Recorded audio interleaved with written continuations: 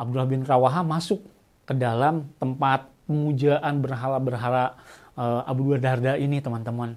Dan yang dilakukan oleh Abdullah bin Rawaha adalah menghancurkan berhala-berhala yang sering disembah oleh temannya ini. Bilal TV. Bismillah, majalah Bilal edisi 14 sudah bisa dipesan. Tema kali ini tentang mensyukuri waktu. Segera hubungi agen majalah Bilal terdekat ya teman-teman.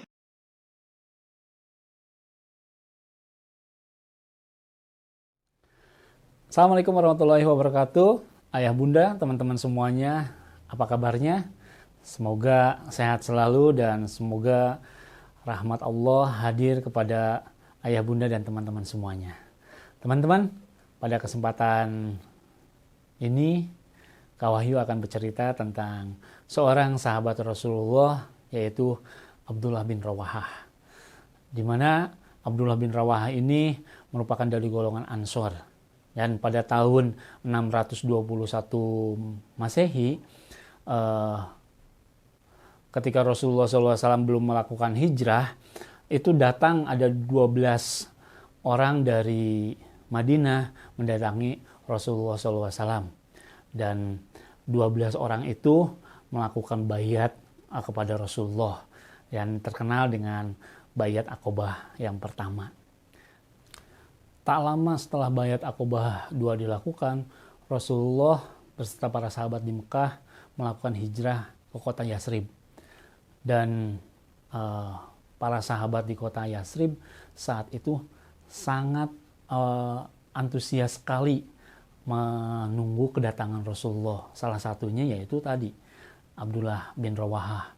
Sehingga ketika Abdullah bin Rawahah sudah memeluk Islam, dia mengerahkan segala kemampuannya untuk terus mengokohkan agama Islam ini.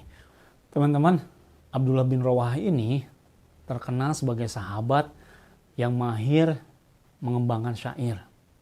Sejak ia memeluk agama Islam, syair-syairnya banyak mengandung pujian-pujian kepada Islam, juga kepada Rasulullah SAW. Bahkan beberapa kali beliau meminta kepada Abdullah bin Rawahah untuk membacakan syair-syair di hadapan Rasulullah SAW. Sehingga suatu saat Rasulullah pernah mendoakan khusus untuk Abdullah bin Rawahah, meminta kepada Allah agar bisa meneguhkan agamanya. Abdullah bin Rawahah memiliki sahabat kecil, yaitu Abu Darda, di mana satu dengan yang lainnya sudah sangat mengenal, sudah sangat memahami apa kesukaannya, apa hal yang tidak disukai. Hanya ketika Abdullah bin Rawahah sudah memeluk Islam, teman-teman, Abu Darda ini masih dalam keadaan kafir, di mana Abu Darda ini aktivitasnya adalah berdagang. Pedagang yang sukses lah di kota Yasribnya atau di kota Madinahnya kayak gitu ya. Sehingga ketika Abu Darda datang ke tempat jualannya gitu bersama Abdullah bin Rawahah, yang dilakukan oleh Abu Darda saat itu adalah menyembah berhala gitu. Sementara Abdullah bin Rawahah sibuk dengan melakukan mendakwahkan ajaran-ajaran Islam. Dan melihat sahabat kecilnya yaitu Abu Darda yang masih menyembah berhala, Abdullah bin Rawahah, teman-teman, di sini sangat sedih sekali karena sangat menginginkan bagaimana sahabat sejatinya ini bisa memeluk agama Islam sama seperti dirinya, teman-teman. Teman-teman, di suatu pagi ketika Abu Darda sedang berada di tokonya, sedang berjualan, kemudian Abu Darda melihat ada suara sorak-sorak keramaian, di mana saat itu adalah pasukan Muslim yang baru pulang dari Perang Badar, di mana saat itu kemenangan berada di pihak Muslim. Nah, melihat itu, Abu Darda kemudian menanyakan sahabat sejatinya, yaitu Abdullah bin Rawahah. Bertanyalah Abu Darda kepada seorang dari kaum Muslim yang lewat di depan tokonya, di mana Abdullah bin Rawahah. Kemudian orang yang ditanya menjawab bahwa Abdullah bin Rawahah ada dalam pasukan ini dan mendapat harta rampasan perang yang banyak, kayak gitu.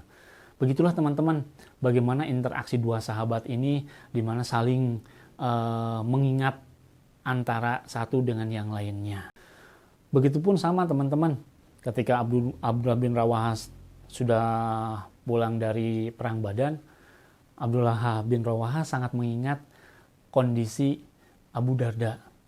Sehingga suatu ketika Abdullah bin Rawahah datang ke rumah Abu Darda.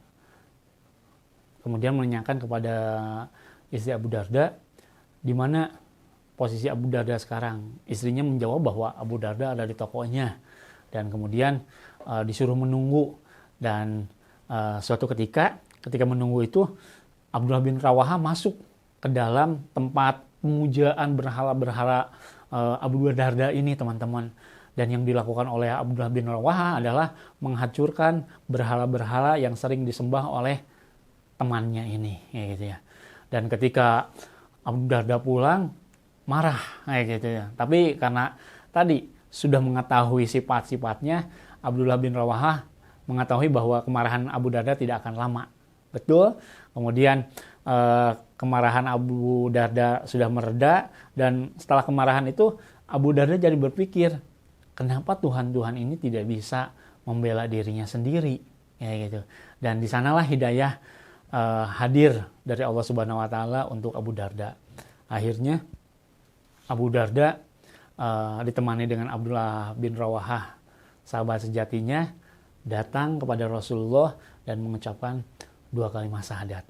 Begitu pentingnya teman-teman mencari sahabat kita dalam sehari-hari, dalam bergaul ini, karena itu yang akan menjadikan kualitas agama kita.